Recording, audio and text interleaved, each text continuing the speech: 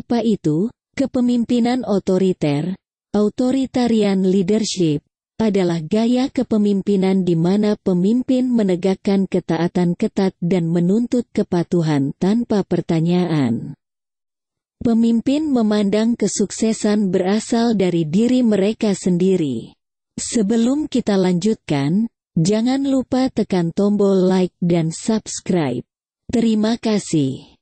Gaya kepemimpinan otoriter seringkali dianggap negatif karena mengorbankan kebebasan pribadi. Meskipun demikian, itu juga bisa efektif untuk beberapa situasi seperti ketika organisasi sedang mengalami krisis, dalam situasi perang. Tapi tidak cocok dalam situasi aman damai. Pemimpin otoriter mengambil tanggung jawab penuh atas tujuan, keputusan dan jalur strategis menuju kesuksesan. Untuk melaksanakannya, mereka memaksakan kepatuhan mutlak dari bawahan. Dengan memberikan resiko sanksi-sanksi keras jika tidak dipatuhi. Contoh pemimpin otoriter termasuk Benito Mussolini di Italia, Adolf Hitler di Jerman, Kim Jong-un di Korea Utara, dan Idi Amin di Uganda. Karakteristik kepemimpinan otoriter. Berikut ini adalah beberapa karakteristik kepemimpinan otoriter. Visi pemimpin adalah yang terbaik bagi organisasi. Oleh karena itu, bawahan harus menjadikan visi tersebut menjadi visi mereka. Pemimpin menjabarkan visi, tujuan dan tugas secara detail. Mereka tidak mentoleransi setiap penyimpangan atau penolakan bahkan kritik siapapun. Pemimpin otoriter jarang memberikan reward kepada lawannya. Bahkan akan berusaha membungkam lawan walau dalam ranah pemikiran. Pemimpin berorientasi pada hasil dan tugas. Mereka juga memaksa kepatuhan bawahan secara mutlak untuk setiap tugas yang diberikan.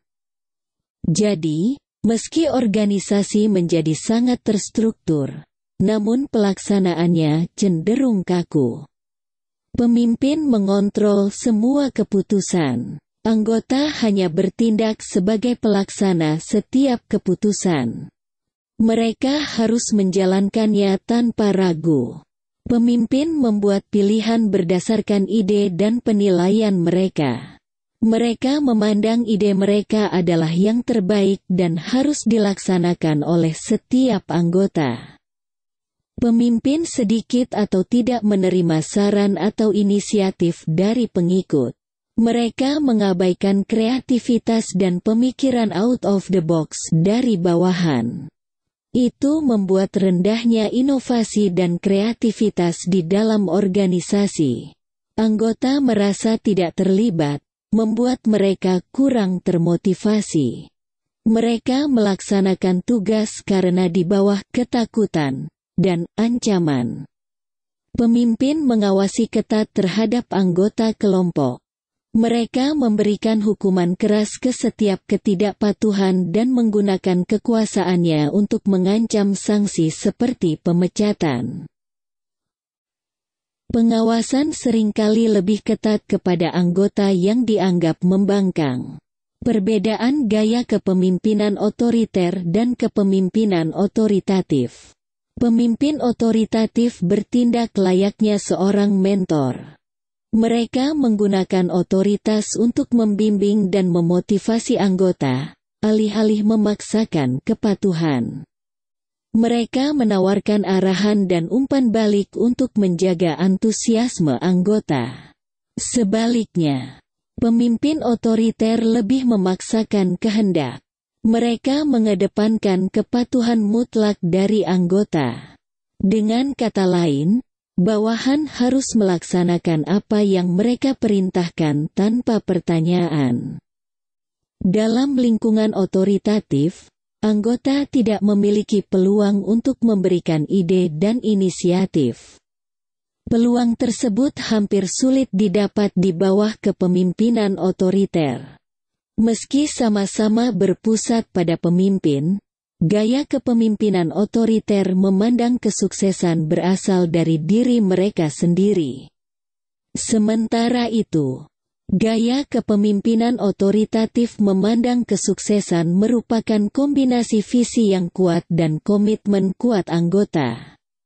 Seberapa efektifkah kepemimpinan otoriter? Meski dianggap negatif, gaya kepemimpinan otoriter bisa efektif untuk beberapa situasi. Kapan dan di mana gaya otoriter efektif? Itu tergantung pada faktor-faktor seperti situasi, karakteristik bawahan, dan jenis tugas yang dilaksanakan bawahan. Pertama, pemimpin otoriter bekerja paling baik dalam organisasi yang mengalami perubahan signifikan. Di saat menghadapi ketidakpastian, ketegasan pemimpin dalam mengarahkan bawahan menjadi sangat penting. Dengan begitu, semua orang kompak untuk mencapai tujuan yang ditargetkan. Ini juga mengurangi motif kepentingan pribadi dari para bawahan. Kedua, pemimpin otoriter juga berguna ketika organisasi membutuhkan keputusan yang cepat dan akurat.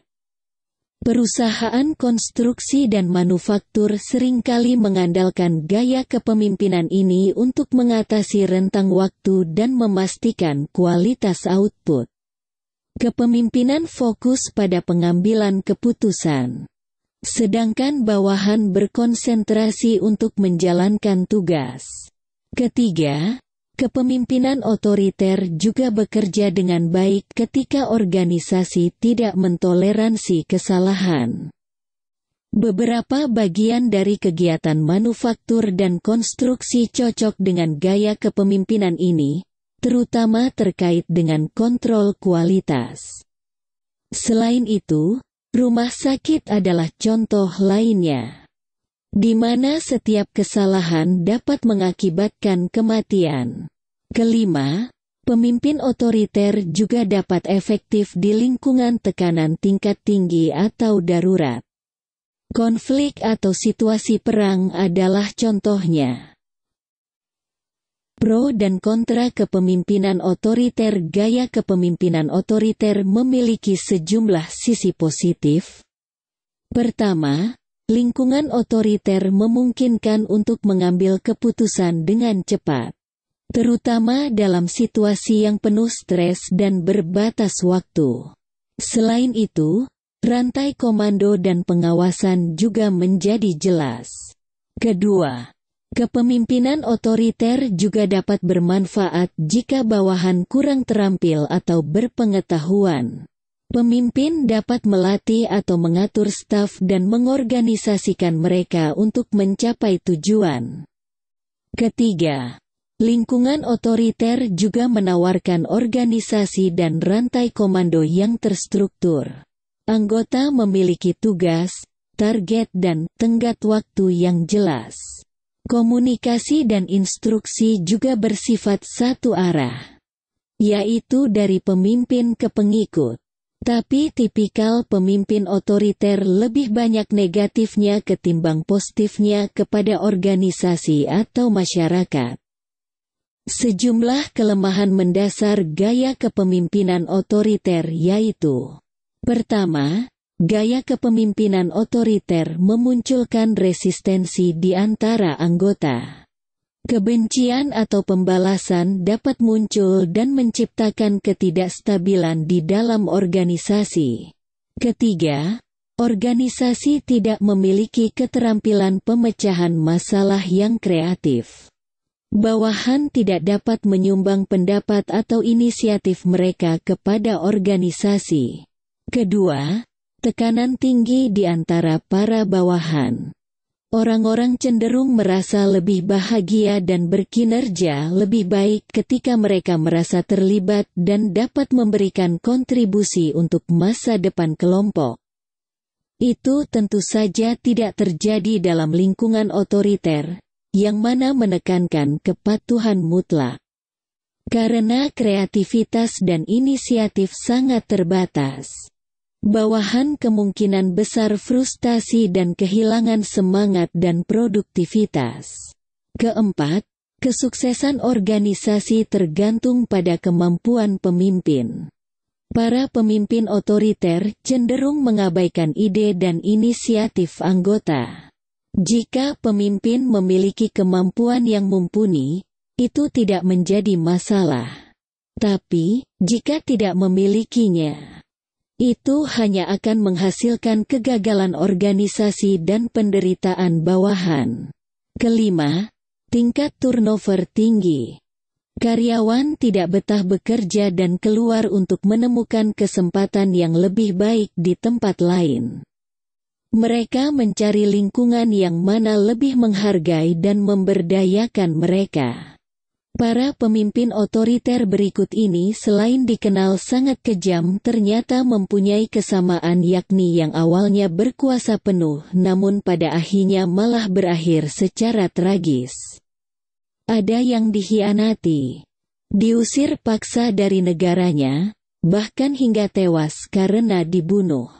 Dikutip dari berbagai sumber, inilah di antara pemimpin otoriter terkejam di dunia yang berakhir secara tragis.